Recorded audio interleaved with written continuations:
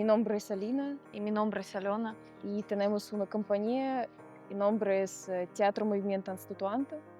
Hacemos cosas como una mezcla de teatro físico, baile y también acrobacia y siempre hacemos algo con historia dentro. Creo que en este tipo de arte podemos explicar cosas para gente de todo el mundo. No necesitamos saber algún idioma o algún estilo y siempre idioma de movimiento de nuestro cuerpo podría ser entendido para todos.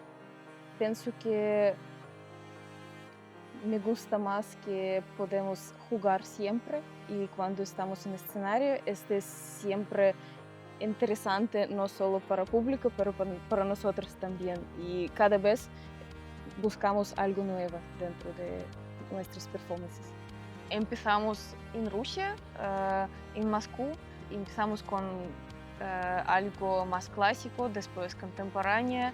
Cuando tuvimos 20 años, entramos al mundo del teatro y a partir de este momento nunca acabamos tener algo dramático dentro de nuestras performances. Y ahora vivimos aquí en Barcelona y empezamos a añadir más acrobacia en nuestras actuaciones.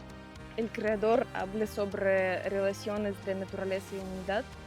Sí, y como somos gemelos, podemos jugar con esta imagen que en primer momento humanidad y naturaleza estaban juntos, pero después con desarrollo casi perdemos posibilidad de entender nosotros y siempre hay mucho absurdo en nuestro trabajo y el creador también es como muy cómico y muy absurdo.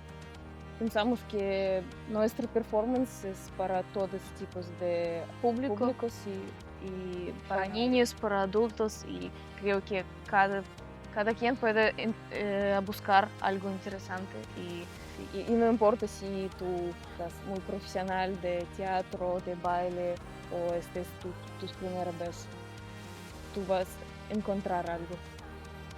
somos Teatro Movimiento Instituante y en 7 de junio Puedes encontrarnos en Festival NIO.